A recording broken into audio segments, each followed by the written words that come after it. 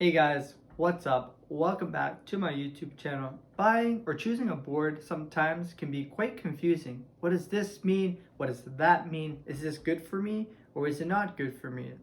So I've thought I'm going to make a series of videos to help explain what some of these things mean and what you should consider before you buy your first or even a new skateboard. Before we dive in, you may be wondering, well, Calvin, can't I just Google all this information? And you're absolutely right. You can find all this information online via Google search, but if you just want to sit back, relax, just watch everything in one video and not have to do multiple Google search, then this video is intended for you. Okay, so the first video is going to be all about the deck. I've broken this video down into various sections which include timestamps. The first section is going to be all about the deck's size and design, which will include the width, the length, and the wheelbase. The second section will include criteria that you should consider when buying your new deck. So the first thing you want to understand is the deck's width. If you've ever been online shopping for a skateboard or you've been to your local skate shop, you'll know that every deck has an associated number with it. This could be 8 or it could be 8.25. So this number that's associated with each deck is referred to as the deck's width. Just so there are no confusions, the number is in inches. If your country doesn't use the imperial system, just know that it's in inches and not in centimeters. Although a skateboard with an 8 centimeter width would be quite funny. Okay, let's get a little bit of sciencey. So the typical range of decks vary between 7.75 inches to about 8.5 inches. If we can imagine that a line runs through the entire length of the board, this is known as the axis of rotation. When you do technical tricks like kick flips and heel flips, these tricks rotate on this specific axis. How fast the board rotates on this specific axis is known as the angular velocity. Angular velocity, or is denoted as omega in this equation, is proportional to the tangential velocity and its distance from the axis of rotation. As you can see from this equation, the angular velocity is inversely proportional to the distance from the axis of rotation. So in other words, the smaller the width of the deck, the faster the board will rotate. So what does this all mean? Well, pretty much it all means that if you want to be able to flip your deck faster and do technical tricks, you might want to go for a smaller deck size as it'll allow to rotate the board quicker on the axis of rotation. Now you know a little bit about the deck's width, let's talk about the deck's length.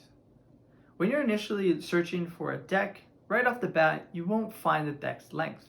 You have to do a little bit more digging to find the board's length.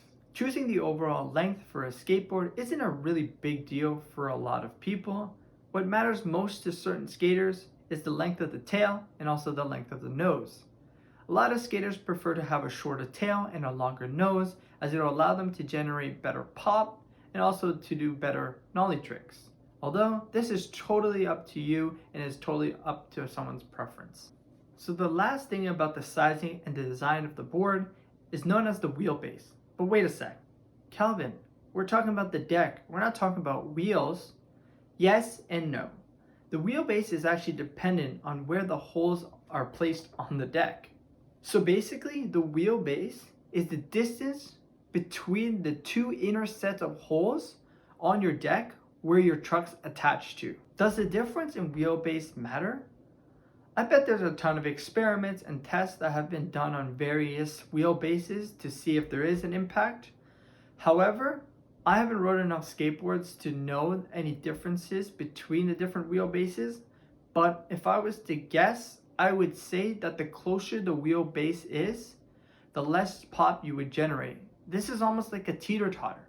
The closer you are to the middle, the less high you'll get. Although, I'm not quite sure. Okay. So we've talked about the sizing and the design of the skateboard. Let's next talk about some criteria that you should think about when buying your first deck. So the first thing is to consider what kind of skater are you? Are you a technical skater where rotation is really important, the speed and the precision of this rotation is very important? Then maybe a smaller deck will be better for you because you're able to rotate the board faster. However, that is not to say that having a larger width of a board will refrain you from doing these technical tricks. Maybe you're a vert skater or a transition skater where rotation of the board isn't that important, but staying balanced and staying over the center of the board is more important. So having a larger width of a board will help you do that. Secondly, pick a deck that's comfortable to you. So if you have size 15 shoes, maybe don't get a 7.75 width deck, as a deck that's going to be half the size of your foot.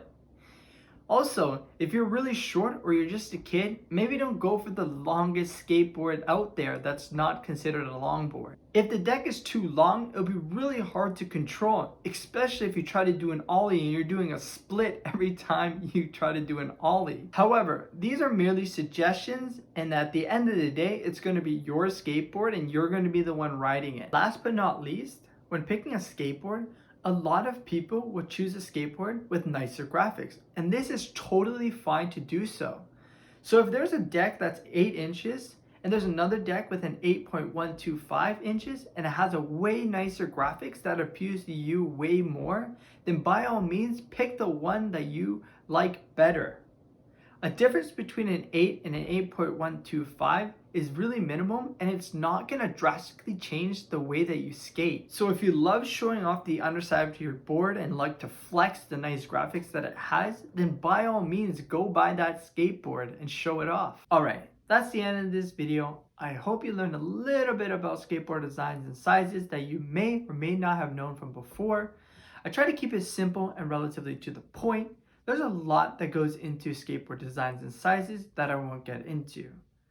Comment below on what kind of board that you ride. Currently, I ride an 8.125 Baker board. Thanks for watching this video, guys. I hope you enjoyed it. If you did, please give me a like on this video and subscribe. I promise more videos to come soon.